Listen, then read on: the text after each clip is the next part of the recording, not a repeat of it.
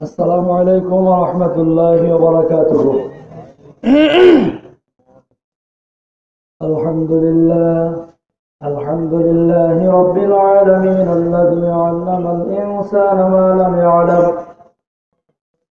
الصلاة والسلام على رسوله الكريم مدينة العلم وعلى أساسها الحضرة أبي بكر الصديق رضي الله عنه وعلى مجهر عدله الحجرة عمر رضي الله عنه وعلى ذي النورين الحجرة عثمان رضي الله عنه وعلى بابها الحجرة علي كرم الله وجهه وعلى آله وصحابه وأولاده وأزواجه وذريته وأهل بيته وأمته أجمعين برحمتك يا أرحم الراحمين. بسم الله الرحمن الرحيم. إن الله وملائكته يصلون على النبي يا أيها الذين آمنوا صلوا عليه وسلموا تسليما. اللهم صل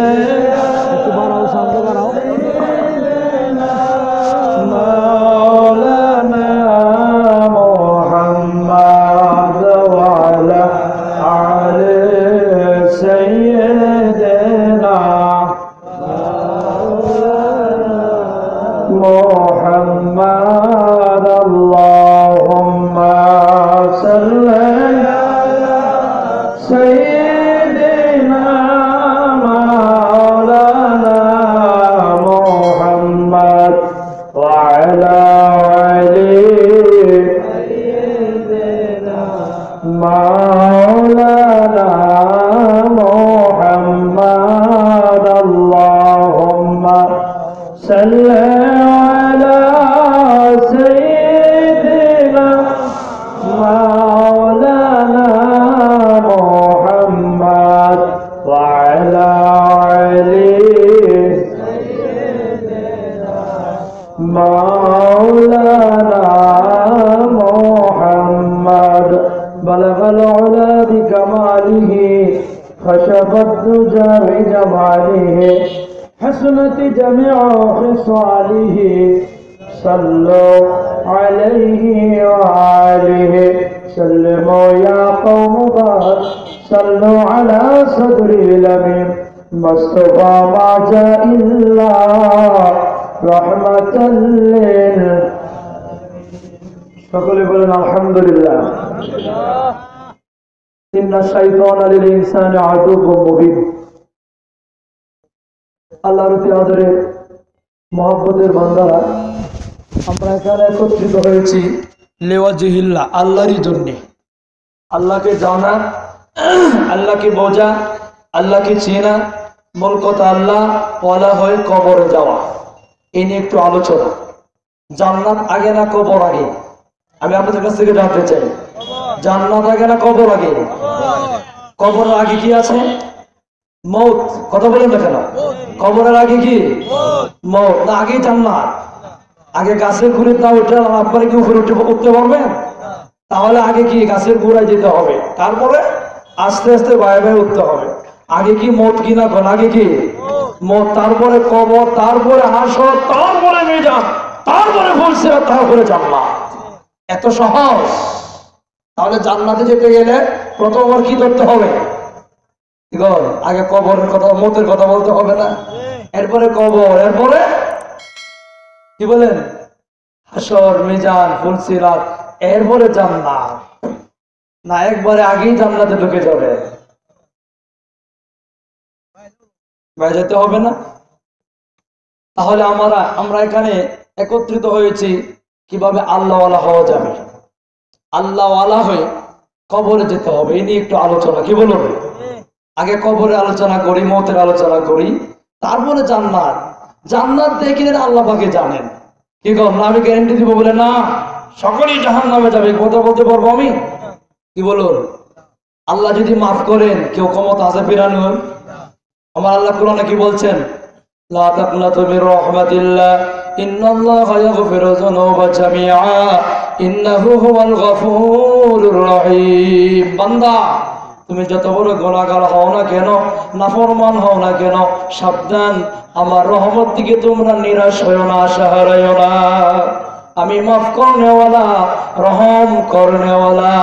তাহলে আল্লাহ যদি মাফ করেন, কেউ ফিরাইতে পারবেন ক্ষমতা আছে? আপনারা কি বিরক্ত হইতেছেন নাকি?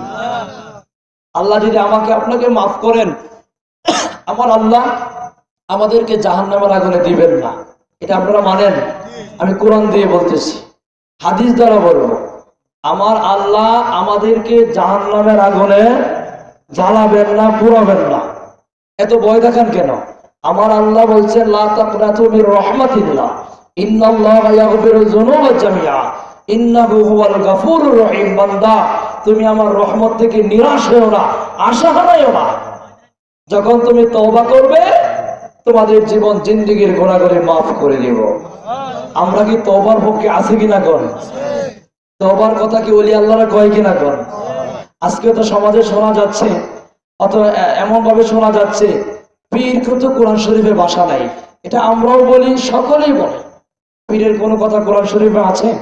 কি বলুন? পীর একটা ফার্সি ভাষা। পীর ভাষা কি গো? ফার্সি ভাষা। কিন্তু মাইয়াহদি আল্লাহুল ফাহুয়াল মুহতাদ ওমাইয়ুদিলিল ফালান তাজিদা লাহু ওয়ালিয়াম মুরশিদা।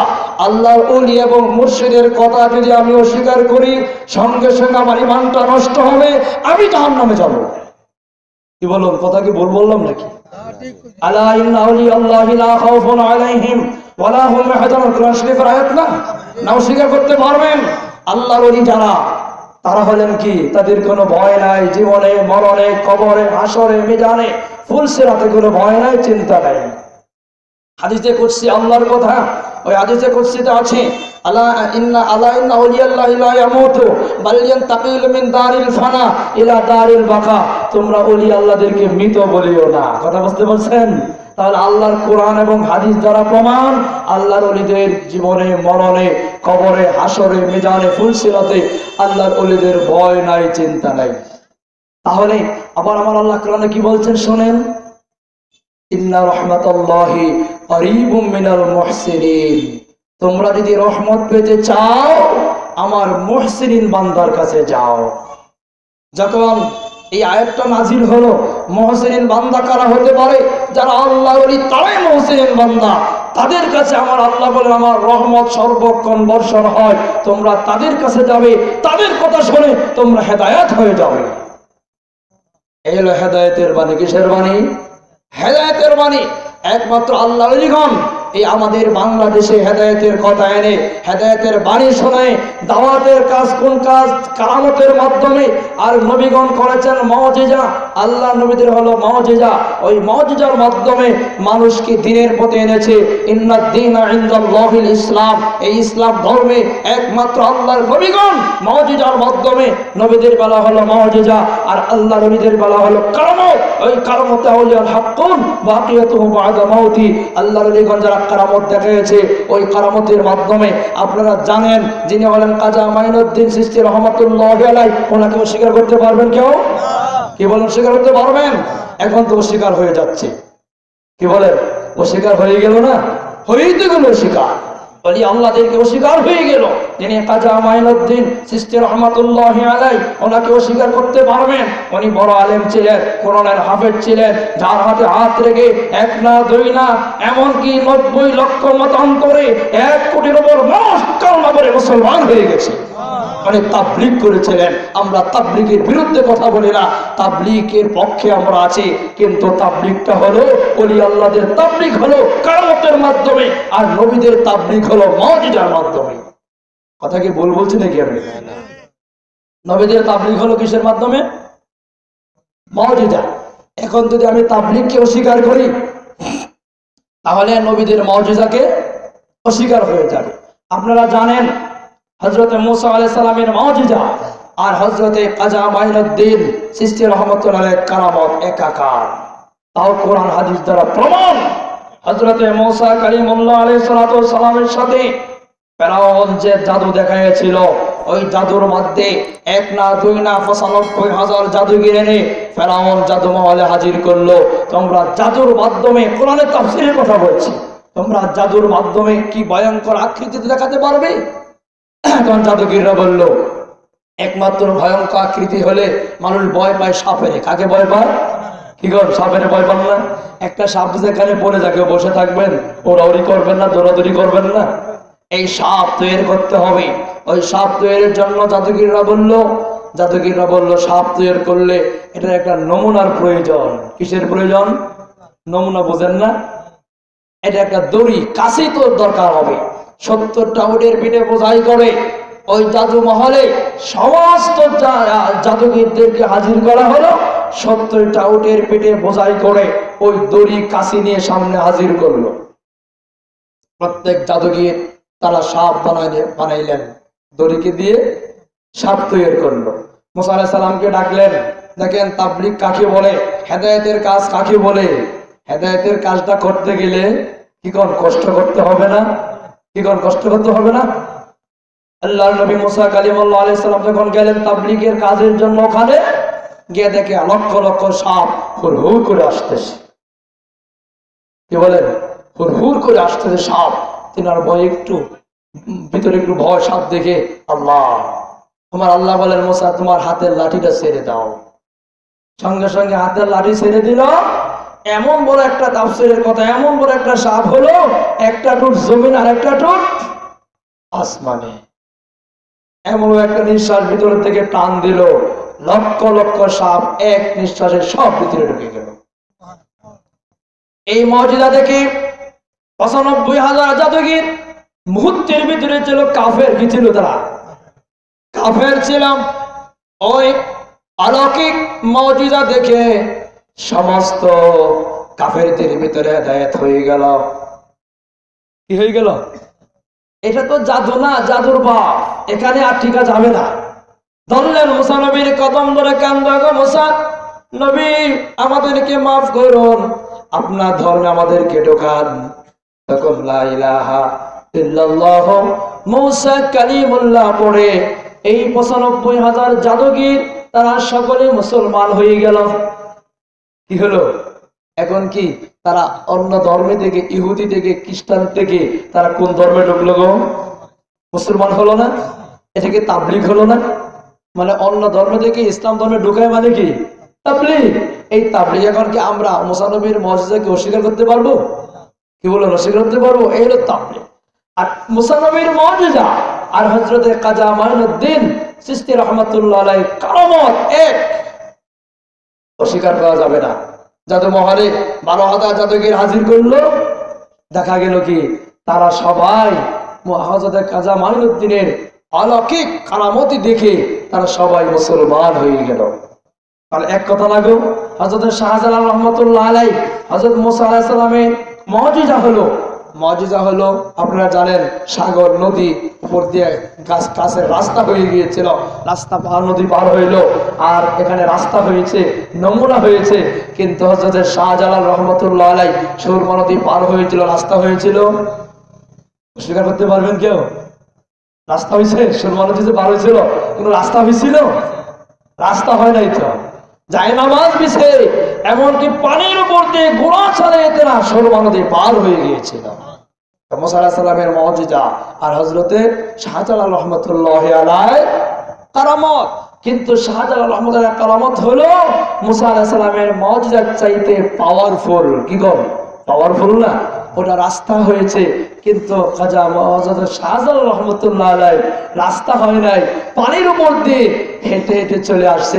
এখন বলুন, আজকে যদি আমি বলি শাহজালাল রহমাতুল্লাহ আলাইহিকে আমি চিনি না, উনি কি আল্লাহ বলি না, ওনাকে আমি বুঝি না, চিনি না, আমাকে আপনারা কি কি করবেন? কথা বল না কেন? ভয় পেতেছেন নাকি? শাহজালাল রহমাতুল্লাহ আলাইহিকে অস্বীকার করতে পারবো আমরা? যখন বিপদে পড়ে যায় তখন আমরা কি বলি? শাহজালালের বাংলাদেশ, শাহপরানের বাংলাদেশ, রহম করুন আল্লাহ, রহম করুন আল্লাহ। আমরা কথা কই কি এখন? এখন আমার কথাটা হলো, যাক, আমি একখান আয়াত তেলাওয়াত করেছি, ছোট্ট আয়াত। কি বলুন? ইন্নাশ শাইতানা লিল ইনসানি আদুউম মুবিন। শয়তান হলো আমাদের প্রকাশ্য শত্রু। এখন আপনারা কি শয়তান চিনেন? কেউ শয়তান চিনেন? শয়তান দেখছেন? শয়তান দেখছেন কেউ? আমি শয়তান দেখাবো। কি বলুন? আমি শয়তান দেখাবো। শয়তান কে, শয়তানের নমুনা কি, শয়তানের চরিত্র কি, আমি এটা দেখাবো। আপনারা কি চিনতে রাজি আছেন? তো শত্রু চিনতে হবে না? শত্রু যদি না চেনেন তাহলে বাঁচবেন কিভাবে? রাস্তায় যাবেন, শত্রু আপনাকে অ্যাটাক করবে, তখন কি আপনি বাঁচতে পারবেন? ওই শত্রু চিনতে গেলে আমি আপনাদেরকে শয়তান চিনাবো। কে কে শয়তান চিনতে চান হাত তুলে তো দেখি। কি যারা হাত দাও, আপনারা কি শয়তান চিনবেন না? তাহলে আমি অনুরোধ জানাচ্ছি, একটু সামনে আসেন। একটু সামনে, ফাঁকাটা বন্ধ করে একটু সামনে বাড়াই দাও। সামনে আসেন, ফাঁকা জায়গাটা একটু বন্ধ করেন, মনে হয় ভালো হবে। লা ইলাহা ইল্লাল্লাহ, লা ইলাহা ইল্লাল্লাহ, লা ইলাহা হাসবি রব্বি জাল্লাল্লাহ মা ফি কলবি গায়রুল্লাহ নূর মুহাম্মদ সাল্লাল্লাহ লা ইলাহা ইল্লাল্লাহ, লা ইলাহা ইল্লাল্লাহ, লা ইলাহা ইল্লাল্লাহ, লা ইলাহা ইল্লাল্লাহ, লা ইলাহা ইল্লাল্লাহ মুহাম্মাদুর রাসূলুল্লাহ সাল্লাল্লাহু আলাইহি ওয়াসাল্লাম। আলিফ লাম মিম যালিকাল কিতাবু লা রাইবা ফি। আল্লাহর কোরআনে কোনো শুভ সন্দেহ আছে? কি বলুন, আছে? তাহলে ইন্নাশ শাইতানা লিল ইনসানি আদুউম মুবিন। শয়তান হলো আদম সন্তানের প্রকাশ্য শত্রু। ওই শয়তানকে চিনতে হবে, নতুবা শয়তানের কাজ হলো সবচেয়ে বড় সম্পদকে নষ্ট করে দেওয়া। কি বলুন? সবচেয়ে বড় সম্পদকে নষ্ট করে দেওয়ার কাজ হলো শয়তানের কাজ।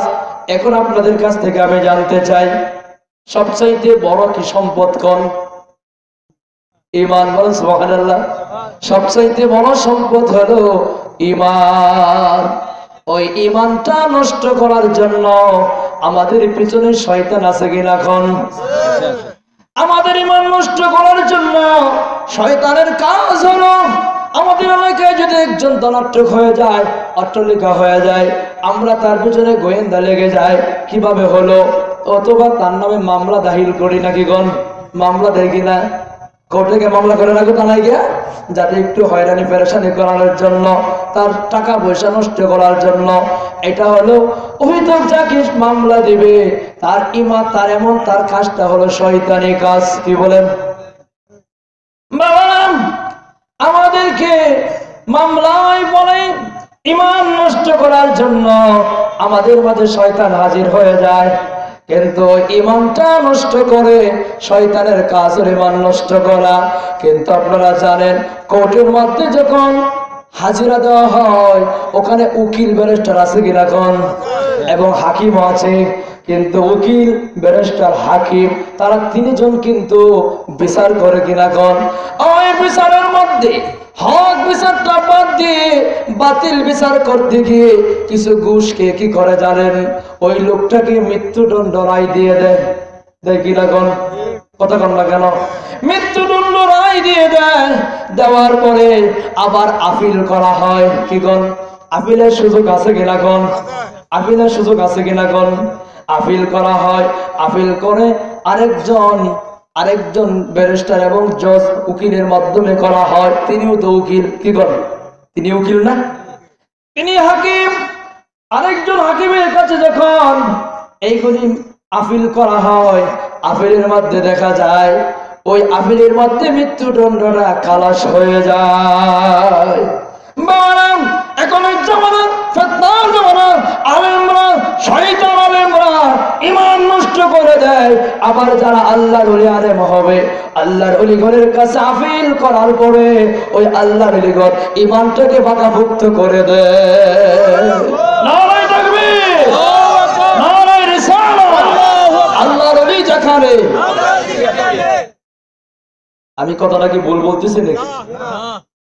যে কোন হাকিম, ওই হাকিম উকিল ব্যারিস্টার তিনজন এই মামলাটা দিয়ে মিথ্যা মামলা এবং কিছু টাকা ঘুষকে, কি বলুন, কিছু টাকা ঘুষকে মিথ্যার ভিতরে পড়ে আমাকে আপনাকে মৃত্যুদণ্ড রায় দিয়ে দেয়। আবার আমি আপিল করার সুযোগ আছে কিনা কোন না, একবার একই রায় ফাঁসি হয়ে যায়। আপনারা কি বলেন, এক রায় কি ফাঁসি হয়? আবার আপিল করার সুযোগ আছে। আপনি আমি কিভাবে জাহান্নামে নির্ধারিত করে দিলাম, জান্নাতে নির্ধারিত করে দিলাম, এটা সুযোগ তো আমার কাছে আপনার কাছে দেওয়া হয় নাই। কি কোন হয়েছে? এখন আবার একটু চিন্তা করে দেখুন, ওই হাকিম যখন মৃত্যুদণ্ড রায় দিয়ে দেয়, আর একজন হাকিমের কাছে আপিল করা হয়, উনি আবার বিচার করে বিশ্লেষণা করে দেখে শুনে আবার ওই লোকটাকে আবার খালাস দিয়ে দেয়। বলেন সুবহানাল্লাহ। লোকটাকে খালাস দিয়ে দেয়। বাবার এখন আমাদের মতন শয়তান আলেম যারা আছে তারা ঈমানটা নষ্ট করে দেয়। আর যারা আহলে তরিকতপন্থী, হাকিকতপন্থী, মারিফতপন্থী আলেম আছে, ওনারা এসে ঈমানটাকে পাকাপোক্ত করে দেয়। আপনারা কি শয়তান চিনবেন কিনা? না রাগ হইতেছেন আমার কথায়? শয়তান চিনতে হবে। যদি শয়তান না ছিলেন, ঈমান নষ্ট করে ফেলবে। এখন হাকিমকে আল্লাহ কি জ্ঞান দান করেছেন বলুন? হিকমতে জ্ঞান। কি জ্ঞান? হিকমতে জ্ঞান দান করেছেন আল্লাহ। হাকিমকে হিকমতে জ্ঞান দান করেছেন। এখন চিন্তা করুন, ওই হিকমতে জ্ঞান যদি না থাকে তাহলে ওই হাকিমের কোনো দাম নাই। কি কোন আছে নাকি? হাদিস শরীফে আছে না, 4টা ইলম শিখতে হবে। কয়টা ইলম? কয়টা ইলম? না একটা শিখে একবারে সব হয়ে যাবে? একটা শিখলে হবে? হিকমতে জ্ঞান থাকতে হবে। একটা আপনাদেরকে একটু বোঝাচ্ছি। এক এলাকায় 12 বছর ধরে একজন চৌকিদার থাকে। কি থাকে? চৌকিদার, বোঝেন না? গ্রাম পাহারা দেয়, গ্রাম পুলিশ যাকে বলা হয়। ওই চৌকিদার 12 বছর ধরে চৌকিদারি করছে, এমন আত্মবিশ্বাস কামাইছে, কোনোদিন চুরি কোনোদিন চুরি করে না, সাউদ হয়ে গেল। আবার দেখা গেল ওই এলাকায় একজন বিদেশ থেকে আসছে, টাকা পয়সা নিয়ে, স্বর্ণ গয়না নিয়ে আসছে। ওই চৌকিদারের ভিতরে লোভ ঢুকে গেল, এই আজকে আমি চুরি করব, আজকে আমি চুরি করব। চৌকিদারের ভিতরে 12 বছর ধরে চৌকিদারি করে এই এলাকা পাহারা দিচ্ছে, কোনোদিন চুরি করে না। আজকে লোভে পড়ে গেছে।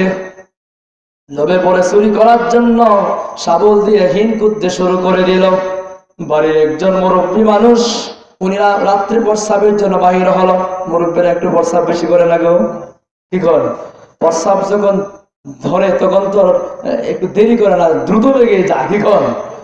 ওই মুরব্বী লোক ঘর থেকে বাইর হয়, দ্রুত বেগে প্রস্রাব করে, আবার খুলুফ নিয়ে আবার একটু হাঁটাচাড়া করে কিনা। এখন বাড়ির মুরব্বী যারা হবে রাত্রে কয়েকবার উঠে আবার বাড়িটা পাহারা দেয়, দেখে কোন দিকটা দরজাটা গোছানো, গলের দরজাটা গোছানো কিনা, গরু নিচে কিনা, এরকম হয় কিনা। এই কাজটা একমাত্র মুরব্বীরা করে। ওই পাশের ঘরের মুরব্বী উনি বাহির হলেন। বাহির হয়ে দেখেন যে ওই যে চৌকিদার শাবল দিয়ে কোদা শুরু করছে। কি করছে গো? হিন করতেছে। যখন শাবল দিয়ে হিন করতে শুরু করছে, এখন তো এই যে বাড়ির যে একজন মুরব্বী, সে তো সুরকে ধরছে গলা, চুরি করতেছ। চৌকিদার কর, দেখছো কার বাচ্চা? তখন হ্যাঁ উল্টো উল্টি ধরছে, ধরে কি গাড়ি তুইছ? কি কর? চিল্লা শুরু করে দিল, হ্যাঁ সুর ধরছে। বাড়ির মালিক বাইরে এসে দেখে তো পাশের ঘরের এই পুরুষ মুরব্বী চোর। দেখেন আপনার রাত্রে আসছেন বিদেশ থেকে, স্বর্ণ গয়না টাকা পয়সা নিয়ে আসছেন নেওয়ার জন্য, দেখেন আপনার ঘরে চুরি করতেছে। এখন তো ফ্যাস লাগছে না গো? আর মুরব্বী কি কয়, তুই চোর? আমি চোর না, 12 বছর ধরে আমি 12 বছর ধরে আমি এলাকায় আমি চৌকিদারি করি, আমি আবার বাড়িতে চুরি করবো? হ্যাঁ, এত বড় কথা। এখন তো তার পক্ষে সবাই হয়ে গেছে না গো? কি কর? এখন সালিশ বসছে, মামলা মোকদ্দমা। কোথায়? কোর্টে। মামলা কোথায় গেল? যিনি হাকিম হবেন, যিনি তরিকতপন্থী আলেম হবেন, তার মুখে কোনোদিন এই কথাটা আসবে না যে কথাটা আমি বলেছি আগে। ওই কথা আসবে না, ওলি আল্লাহকে অস্বীকার করতে পারবে না, কারণ আল্লাহর কোরআনের বাণী, আল্লাহর এদেরকে অস্বীকার করা যাবে না। হাদিসে কুদসিতে আছে, বুখারীর হাদিসের মধ্যে রয়েছে, আল্লাহর এদের বিরোধিতা করলে আমার আল্লাহ বলে আমি তোমাদের সাথে যুদ্ধ ঘোষণা করি। কথা, তাহলে কথাটা বুঝতে পারছেন তো? এখন ওই যে হাকিম দেখলো লোকটা আছে কোন তো সুরের চেহারার মধ্যে একটা কালার আছে না, কি কর বুড়ো হলে একটা সুরের নমুনা দেখা যায় না, এটা সুর, কি কর? আর যদি সুর না হয় একটু ভালো মানুষ থাকে, এরপর বুড়া হইলো কি না লোকটা আসলো সুর না। হাকিমের কি জ্ঞান আছে কিনা কম? ওই হাকিম যিনি, তিনি দেখলেন যে না এটা তো সুর হইতে পারে না, সুর তো এই যে ফটফট করতেছে, ফটফট বুঝেন না, খালি পটপট করতেছে বুঝেন না, সুর তো এটা, সুর তো মুরব্বী সুর হতে, সুর তো মুরব্বী না। এখন হাকিম কোন দিকে রায় দিবে জনমত তো বুঝে নেই, যে উকিলটা খাওয়াই দিছে, কিতা খাওয়াইছে আব্দুল ওয়াহাব নজদির কিতাব বলে যেমন হবে, এই যে ঘুষ খাইছে উকিলে খায় কি কয় না স্যার আমার মক্কেল ঠিক আছে, যে এই 12 বছর ধরে এলাকায় চৌকিদারি করে কেউ তো তাকে কোনোদিন সুর বলে সাব্যস্ত করলো না, আর আজকে চুরি করছে, চুরি ওই লোকেই করছে, এখন বেশি তার পক্ষে। এবং চিন্তায় পড়ে গেছেন হাকিম। হাকিম চিন্তা করলেন আচ্ছা ঠিক আছে বিচারটা পরের দিন করি। হাকিম কি করলো, বেলে বাড়ি দিয়া হাকিম চলে গেল, আর কাগজে লেগে গেছে এদেরকে কারাগারে বন্দি করো, আর রাত্রে একটা কাজ হলো একটা লাশ দিবা কান্দে, এই মৃত লাশটাকে নিয়ে ওই গ্রামের ওই মাথা সারা রাত্র ঘুরবো। কি কর জ্ঞানটা কেমন আল্লাহ রেলির? হাকিম কি আল্লাহ ওয়ালা না? হাকিম সেই লেখা নোটিশ লেগে বন্দি করলো, কোন লাশ, মৃত লাশ না যেটা লাশ, এখন কাপড় ভরাইয়া এটা কান্দে তুলে দিচ্ছে, যাও সারা রাত্র কাম, এখন তো ওজন আছে না গো, কি করে একটা মানুষ ওজন না, কতক্ষণ কান্দলিয়ে করুন যায়, তোর মাথা তো ভাব নাই, আর কতক্ষণ এখন কান্দলিয়ে ঘুরতেছে, মিনত লাগছে না, এই সুবিধার গায়ে কামারে কেড়ে দূরছিলে, কামারে কেড়ে দূরছিলে, এখন বুঝ কোন মজাটা। হ্যাঁ ভাই দূরছিলাম তুই আমারে কেড়ে দূরছিলি, হইতেছে না কিছু, কি কর বা হইতেছে না, দূরছিলে আমারে কেড়ে তুই ধরলে, তোরা দূরছিলাম না তুই থাকতি, তা আমারে ধরে করে সুর বানাইলি, কেননা বুঝ। এখন তো রাত বলা কি করবো, হুকুম কার? হাকিমের, এখন তো করতে হবে। রাত্র বলা এইভাবে গুনলো, সকালবেলা কোর্টের সামনে লাশ রাখছে, 10টা বাজে হাকিম আইছে, তখন তো যে ডাকছে এই সাক্ষী দাও, তুমি উকিল তুমি দাও, আর কেউ উকিল নাই তো উকিল বাদ, কি কর দেখছেন না উকিল বাতিল হয়ে গেল। উকিল চাপাই যায় এই নোটিশ দেয়, হ্যাঁ এইভাবে এই দ্বারা আমার মক্কেল ঠিক আছে, এইভাবে ঠিক আছে, এইভাবে ঠিক আছে। এখন তো দেখে একটাও কি কর, একটাও ঠিক নাই। এখন এই তুমি বলো এই যে সুর হয়েছে চকিদার, সুর কে লাগো চকিদার, সুর কে চকিদার। এখন চকিদার সুর হলো, আর যিনি সুর না তিনি কি ভালোই হয়ে গেল। এই জন্য সাবধান, হাকিম যদি সঠিক না হয় তাহলে অবস্থাটা কি হবে, আর হাকিম যদি সঠিক হয়ে যায় তাহলে বাঁচা সম্ভব। আলেম যদি শয়তান আলেম হওয়া যায় ঈমান নষ্ট হয়ে যাবে, আর হক্কানি আলেম যদি হওয়া যায় তাহলে ঈমান নষ্ট হবে না। হক্কানি আলেম চিনতে গেলে ওই চিনার রাস্তা আমি আপনাদেরকে দেখাইয়া দিচ্ছি। হক্কানি আলেম কাকে বলে? আমার রাসূল সাল্লাল্লাহু আলাইহি ওয়াসাল্লামের বাণী হলো, আমার আল্লাহর কোরআনের বাণী হলো, আমার আল্লাহ বলে দিয়েছেন লাকাদ কানা লাকুম ফি রাসূলিল্লাহি উসওয়াতুন হাসানাহ। আমার নবীর আদর্শ, চাল চলন, পোশাক যা কিছু আছে সবই আমার নবীর মতো যার হবে সেই হক্কানি হবে। এখন যদি জামাটা পরিবর্তন হয়, টুপিটা পরিবর্তন হয়, এখন একটু চিন্তা করে দেখুন হক্কানি কি বলা যাবে? ওয়ারাসাতুল আম্বিয়া দাবি করে, নবীর ওয়ারিস দাবি করে। আজকে দুঃখ লাগে, নবীর ওয়ারিস দাবি করে, আমার নবীর কাছ থেকে কয় কাঠা জমি পাবে বলুন? কয় তোলা স্বর্ণ পাবে বলুন? ওয়ারিস দাবি করে। কোন ওয়ারিস? ওয়ারিস দাবি করতে গেলে লাকাদ কানা লাকুম ফি রাসূলিল্লাহি উসওয়াতুন হাসানাহ, আমার নবীর আদর্শ মানতে হবে, আমার নবীর সুন্নাত মোতাবেক চলতে হবে। মান আহাব্বা সুন্নতি ফাকাদ আহাব্বানি ওয়া মান আহাব্বানি কানা মাই ফিল জান্নাহ। আমার নবী যে বলেছে যারা আমার সুন্নতকে মহব্বত করবে, আমি নবী ঘোষণা দিয়ে দিলাম কানা মাই ফিল জান্নাহ, আমি নবীর সাথে জান্নাতে থাকবে।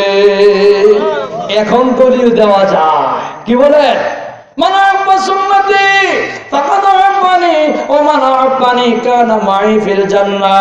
এখন দলিল দেওয়া যায়, আমার নবীজি বলেছে যারা আমার সুন্নতকে মহব্বত করবে তারা আমার সাথে জান্নাতে থাকবে।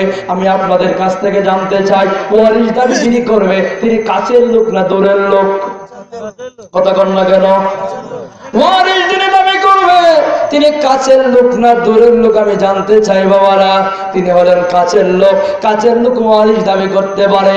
কাছের লোক যিনি হবে তিনি তার রক্ত সম্পর্ক হতে হবে কিনা খন, এবং কেউ তিনি করে থাকতে হবে। ঠিক তেমনই আমার নবীজি বলেছেন মান তারাকা সুন্নতি ফালাইসা মিন্নি, যারা আমার সুন্নতকে ছেড়ে দিল, আমার সুন্নত যারা ছেড়ে দিল তারা আমার দলভুক্ত না, তারা আমার উম্মত না।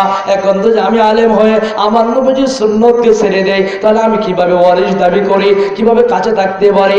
আমার নবীজি বলেছে মান আহাব্বা সুন্নতি ফাকাদ আহাব্বানি ওয়া মান আহাব্বানি কানা মাই ফিল জান্নাহ, যারা আমার সুন্নতকে মহব্বত করবে একই সাথে জান্নাতে থাকবো। দুইটা আঙ্গুল একসাথে লাগাই দেখাই দিয়েছিল। আমার রাসূল বলেছে যারা আমার সুন্নতকে মহব্বত করবে তারা আমার সাথে জান্নাতে থাকবে। এখন বলো, সুন্নত যার ভিতরে নাই সে জান্নাতে যাইতে পারবে না, এটা দলিল দেওয়া যায়। কিন্তু যে সুন্নতকে মহব্বত করবে সে জান্নাতে থাকতে পারবে, এটা হলো দলিল। যে সুন্নতকে মহব্বত করবেন, বুখারী মুসলিম আবু দাউদ শরীফের মধ্যে রয়েছে যারা সুন্নতকে মহব্বত করবে তারা জান্নাতে যাবে। আর যারা সুন্নতকে ছেড়ে দিল, মান তারাকা সুন্নতি ফালাইসা মিন্নি, তারা আমার উম্মত বলে আমি দাবি করব না, উম্মত বলে স্বীকার করব না। আজকে যদি আমি আলেম হয়ে আমার শরীরে সুন্নত যদি না থাকে, খুলুন তিরমিজি শরীফের মধ্যে রয়েছে, আজকে তিরমিজি শরীফে কথা হয়, ওই তিরমিজি শরীফের মধ্যে রয়েছে, সময়ে তিরমিজির মধ্যে রয়েছে নেসবসা করতাটা সুন্নত, আমার নবীজি সেই সুন্নতটা গায়ে দিয়েছে। আজকে আলেম হয়ে যদি আমি সেই নবীজির সুন্নতটা গায়ে না দেই, অন্য একটা কালারওয়ালা জামা পরিধান করে যদি বলে আমি নবীর সুন্নত হিসাবে পালন করতেছি, মিথ্যা দাবিদার হয়ে যাবে। ওই ওয়ারিসটা কোনোদিন দাবি করতে পারবেন না। কথা বুঝতে পারছেন? তাহলে আমার ওয়ারিস দাবি করতে গেলে একমাত্র আমার নবীর সুন্নতকে মহব্বত করতে হবে। এখন যদি আমার সুন্নত আমি আলেমের ভেতরে না থাকে তাহলে ওয়ারিস না। ওই আলেমের কথা শোনা জায়েজ নাই। কথা বুঝতে পারছেন? ওই আলেমের কথা শোনা জায়েজ নাই। যে আলেমের ভিতরে সুন্নতের খেলাফ রয়েছে ওই আলেমের কথা শোনা জায়েজ নাই। যদি শুনেন ঈমান নষ্ট হয়ে যাবে। ঈমান নষ্ট করার জন্য ইন্না শাইতানা লিল ইনসানি আদুউম মুবিন, ওই শয়তান হলো আমাদের প্রকাশ্য শত্রু।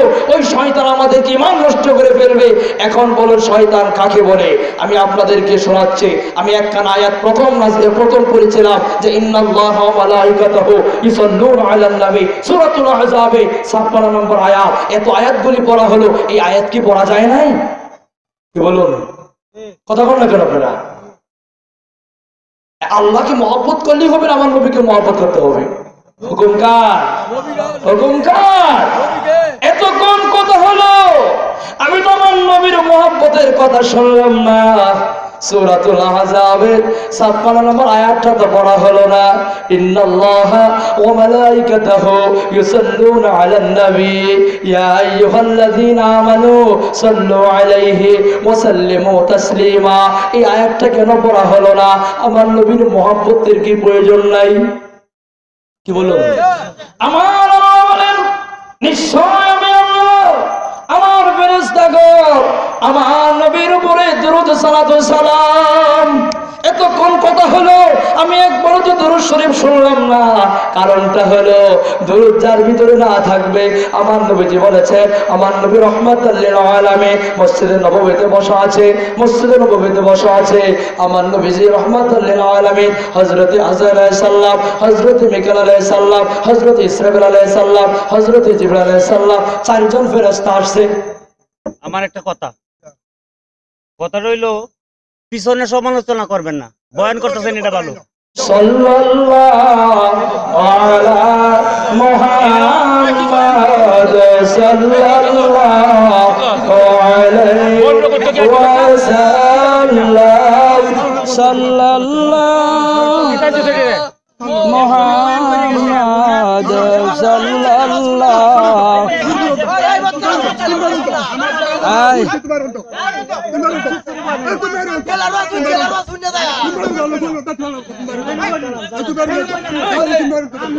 সাল্লাল্লাহু আলা মুহাম্মাদ সাল্লাল্লাহু আলাইহি ওয়াসাল্লাম সাল্লাল্লাহু আলা মুহাম্মাদ সাল্লাল্লাহু আলাইহি ওয়াসাল্লাম সাল্লাল্লাহু আলা মুহাম্মাদ সাল্লাল্লাহু আলাইহি ওয়াসাল্লাম সাল্লাল্লাহু ইয়া নবী সালাম আলাইকা ইয়া রাসূল সালাম আলাইকা ইয়া হাবিব সালাম আলাইকা সালাওয়াতুল্লাহ আলাইকা সাথিয়ে পিয়াছে বুঝাদা শরাবে অলফাত মিলাদা খালিয়া মিরা ফাইমা লকুল্লা দেওয়ানা ইয়া নবী সালাম আলাইকা ইয়া রাসূল সালাম আলাইকা ইয়া হাবিব সালাম আলাইকা সালাওয়াতুল্লাহ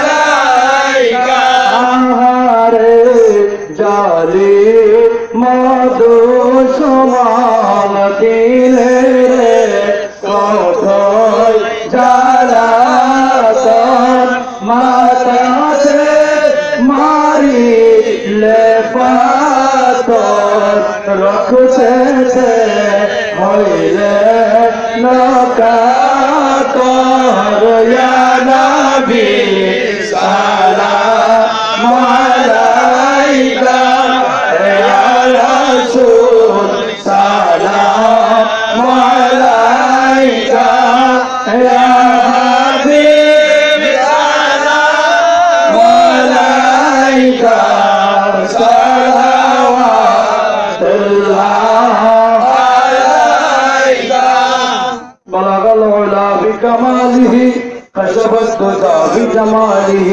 حسنت جميع خصاله صلوا عليه وآله সকলে বসুন কেন আমাকে পড়ে দিলে আগে দিতে সমস্যা কি ছিল? আমাকে দাওয়াত দিয়ে আনছেন, আমার কথা হবে না? আমি ওয়াজ করবো না? কি বলেন? কি বলেন? আমরা কি কোনো প্রতিবাদ করছি? এই মাহফিল দাওয়াত দিয়েছেন, সম্মানিত আলেমদেরকে দাওয়াত দিয়েছেন, সম্মানিত আলেম কথা বলেছে, আমরা কোনো প্রতিবাদ করছি? এখন কোনো প্রতিবাদ হচ্ছে? আমি বলতেছি যে আমার নবীর মহব্বতের কথা কোরআন শরীফে আসেনি।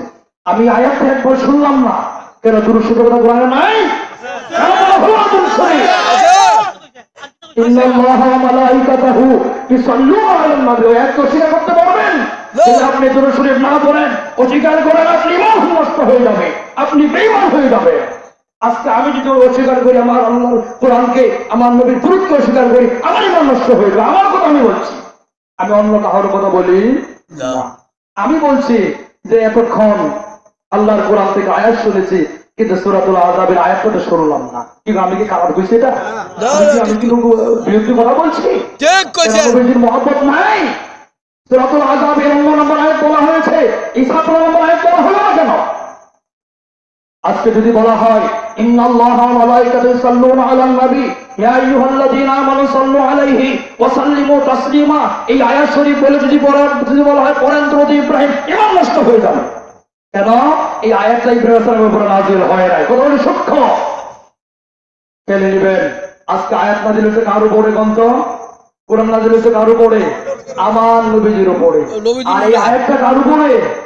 আমার নবীর উপরে। আমাদেরকে আমার আল্লাহ আগে পড়ে বলে দিয়েছে নিশ্চয়ই আমি আল্লাহ, আমার ফেরেশতাগণ এবং ইয়া আইয়ুহাল্লাযীনা আমানু, যারা ঈমান এনেছো।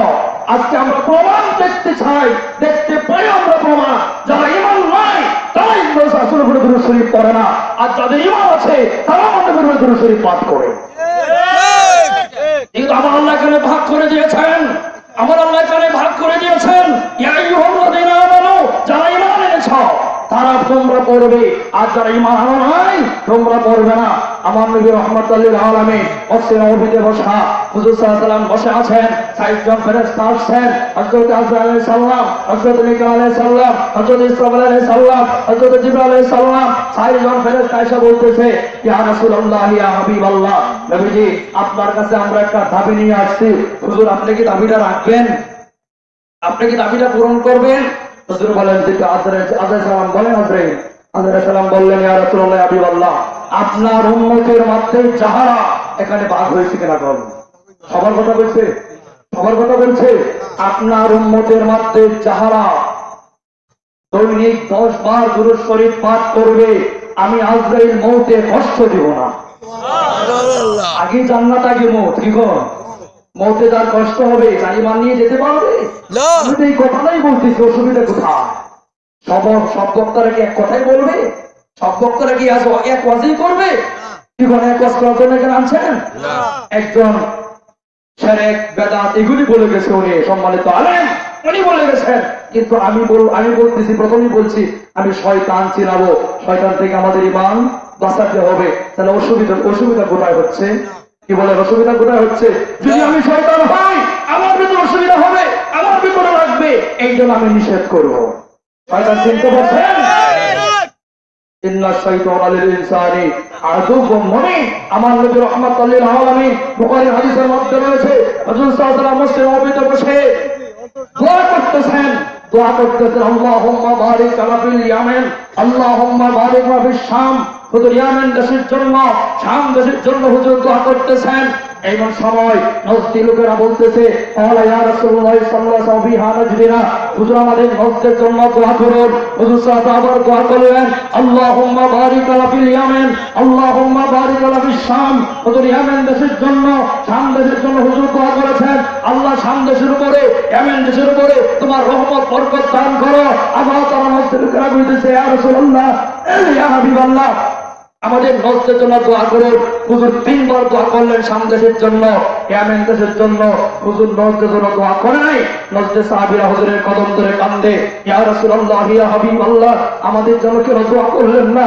হুজুর বললেন আল্লাহ তোমাদের জন্য নিষেধ করেছে। কথা বুঝতে পারছেন? আমার আল্লাহ তোমাদের জন্য দোয়া করতে নিষেধ করেছে। যখন এই কথা বললেন অন্য সাহাবীরা বলতে ইয়া রাসূলুল্লাহ হাবিবাল্লাহ কেন নিষেধ করেছে আমরা জানতে চাই। হুজুর সাল্লাল্লাহু আলাইহি ওয়াসাল্লাম বললেন আল্লাহ এই জন্য নিষেধ করেছে। হুজুর বললেন হোনা বুখারীর হাদিস, হোনা কাজ্জাল ওয়াল কিতাব আমি কারণে হায়াতুশ শাইতান, আমি ওফাতের পরে, আমি ইন্তেকাল শরীফের পরে ওই মসজিদ থেকে 2টা সিং উত্থাপিত হবে, আমার বিরুদ্ধে কথা বলবে। কথা বুঝতে পারছেন? আমার রাসূল সাল্লাল্লাহু আলাইহি ওয়াসাল্লাম বলে গিয়েছেন হাদিস শরীফে, আর আল্লাহর কোরআনের মানে ইন্নাশ শাইতানা লিল ইনসানি আদুউম মুবিন, শয়তানকে আমাদের শত্রু না? বললে অসুবিধা কোথায়? শয়তানকে চিনতে হবে না? এখন আপনারা কি শয়তান চিনে যাবেন? কতক্ষণ ওয়াজ শুনবেন বলেন? সাল্লাল্লাহু আলা মুহাম্মাদ সাল্লাল্লাহু আলাইহি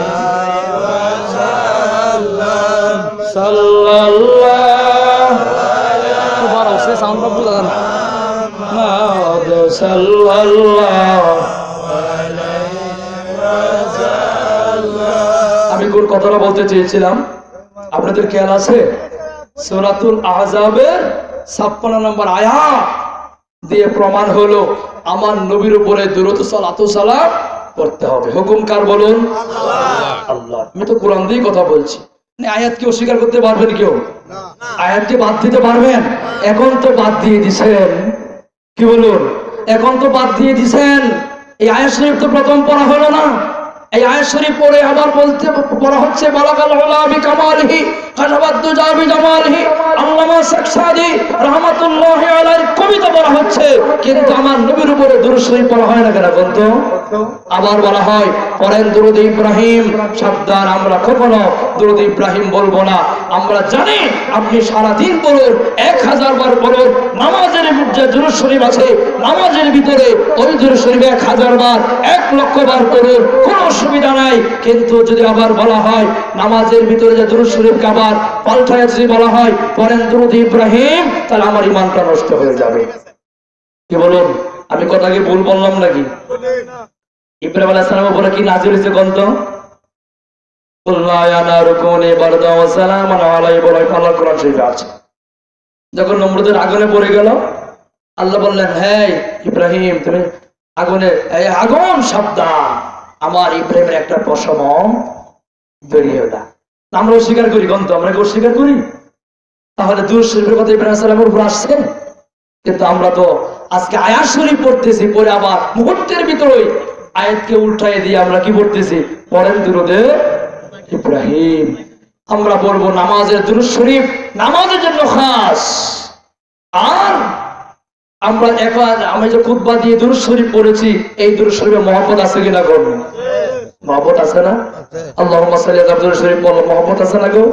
আমরা মহব্বতে দুরূদ শরীফ পড়ি। ওই দুরূদ শরীফটা পড়াই হলো ঈমান। ঈমান যা ঠিক থাকবে, ঈমান হলো সবচেয়ে বড় সম্পদ। ঈমান হলো সবচাইতে বড় সম্পদ। এই সম্পদটাকে নষ্ট করার জন্য একমাত্র শয়তান আমাদের পিছনে লেগে আছে। শয়তান, আমি আপনাদেরকে চিনাবো শয়তানের কি কাজ, শয়তান কিভাবে কোরআনকে অস্বীকার করবে, শয়তান কিভাবে হুজুরের সামনে হাজির হলো। হুজুর সাল্লাল্লাহু আলাইহি ওয়াসাল্লাম হাঁটিয়ে হেঁটে যাচ্ছেন, সাথে সাহাবীদের জামাত, পিছনে ঘন্টির আওয়াজ। কিসের আওয়াজ? কটকট আওয়াজ, ঘন্টির আওয়াজ। ওমর রাদিয়াল্লাহু তাআলা আনহু বললেন, ইয়া রাসূলুল্লাহ, ইয়া হাবিবাল্লাহ, কিসের আওয়াজ? হুজুর বললেন, ওমর, ইবলিস যাচ্ছে, শয়তান যাচ্ছে। হযরত ওমর বললেন, ইয়া রাসূলুল্লাহ, ইয়া হাবিবাল্লাহ, আমরা ইবলিস দেখতে চাই, শয়তান দেখতে চাই। এখন বলুন, আমার নবীজির দৃষ্টি আর হযরত ওমরের দৃষ্টি কি এক? এখন কি আমরা যদি বলি আমার নবী যেমন আমরাও তেমন বলে ঈমান থাকবে? কি বলে ঈমান থাকবে? আমার নবীর সাথে আমাদের কোনো তুলনা করা যাবে? হযরত ওমর বললেন, ইয়া রাসূলুল্লাহ, ইয়া হাবিবাল্লাহ, কিসের আওয়াজ? হুজুর বললেন, শয়তান যাচ্ছে। কিন্তু আমার নবী যে বলেছেন, আমার উপরে যে কোনো নবী আল্লাহ দুনিয়াতে পাঠাইতো, খাত্তাবে ওমরকে আল্লাহ বানাই পাঠাইতো। সেই ওমর এত মর্যাদা, এত লকব, এত মাখন, এরপর ওমরের দৃষ্টি হুজুরের মতো হতে পারে না। এখন যদি আমি বলি আমার মতো হুজুর, কি বলুন, তাহলে আমার সুরতটা কি হবে? চিন্তেন তো? চিন্তেন না সুরতটা কি হবে? নবীজি আমার মতন হতে পারে না। আমার নবী হলেন নূর। এখন আপনারা খুলে দেখুন কোরআন শরীফ, তাফসীর মারিফুল কোরআন খুলে দেখবেন। ওই তাফসীর মারিফুল কোরআন বাংলাদেশের আলেমে লেখা নাই, যিনি লিখেছেন পাকিস্তানের একজন বড় আলেম আল্লামা শাফি রাহমাতুল্লাহি আলাইহি। দেওবন্দের সদর মুফতি ছিলেন, এখন তো দেওবন্দকে অস্বীকার করা হচ্ছে। ওই দেওবন্দের সদর মুফতি যিনি ছিলেন, ভাই মুরসল ছিলেন আল্লামা শাফি রাহমাতুল্লাহি আলাইহি, পাকিস্তানের বড় একজন আলেম। তিনি এই তাফসীর মারিফুল কোরআন লিখেছেন। ওই তাফসীর মারিফুল কোরআন শুধু আমাদের বাংলাদেশ আলেমরা গ্রহণ করে নাই, এই ভারতবর্ষে আলেমরা গ্রহণ করে নাই। আপনি সৌদি আরবে যান, হজে গিয়ে যে 16 সালে দেখে আসছি, ওই তাফসীর মারিফুল কোরআনকে হাদিয়া স্বরূপ বাঙালিদেরকে বাংলা অনুবাদ যা করা আছে, ওই হাদিয়া স্বরূপ সৌদি আরবে আলেমরা বাদশা আমাদেরকে দিয়ে থাকে। তার মানে বোঝা গেল কি, ওই তাফসীর মারিফুল কোরআন সৌদি আরবের আলেমরাও গ্রহণ করেছে। ওই তাফসীর মারিফুল কোরআন করে দেখেন, 428 নম্বর পৃষ্ঠায় লেখা আছে, সর্বপ্রথম আল্লাহ সৃষ্টি করেছেন। আমার আল্লাহ বলেন, সর্বপ্রথম মুহাম্মদ রাসূলুল্লাহ সাল্লাল্লাহু আলাইহি সাল্লামের নূর মোবারক সৃষ্টি করা হয়েছে। ওনার নূর থেকে तमाम আলম আল্লাহ সৃষ্টি করেছে। এখন যদি আমি বলি আমার রাসূল মাটি, আমাকে শয়তান চিনবেন। বেশি দূর আমি কাউকে দূর দিচ্ছি না। এখন আমি যদি কোরআনকে অস্বীকার করে বলি আমার নবী মাটি, তাহলে এই কোরআনে এই তাফসীর মারিফুল কোরআনকে অস্বীকার করা হয়ে গেল, আল্লাহর কোরআনকে অস্বীকার করা হয়ে গেল, আযাকুম মিনাল্লাহি নূর আয়াতকে অস্বীকার করা হলো, আমার ঈমানটা নষ্ট হবে। তাহলে এই শয়তানের কাজ হলো আমার নবীজির বিরোধিতা করা। কথা কি বুঝতে পারছেন? খুলুন তাফসীর মারিফুল কোরআন 28 নম্বর 428 নম্বর পৃষ্ঠাটা করে দেখবেন, লেখা আছে সর্বপ্রথম আল্লাহ সৃষ্টি করেছেন আমার নবীজির নূর মুবারক। আবার খুলুন বুখারী শরীফ খুলুন, এখন তো বলা হয় একমাত্র বুখারী ছাড়া আর কিছু মানা যাবে না। আপনারা কি সমস্ত আপনারা জানেন সবচেয়ে যে শাইখুল হাদিস বাংলাদেশের সুনামধন্য একজন আলেম আল্লামা আজিজুল হক সাহেব রহমাতুল্লাহ আলাইহি রাহমাতুল্লাহ, তিনি এই বাংলাদেশে একজন বড় আলেম, সুনামধন্য আলেম। এই আলেমের বিরোধিতা যদি আমি করি তাহলে কিয়ামতের আলামত, এটা কি হয় না? কিয়ামতের আলামত গীবত হয় না? এত বড় আলেম যিনি বুখারী শরীফকে বাংলা অনুবাদ করে দিয়েছেন।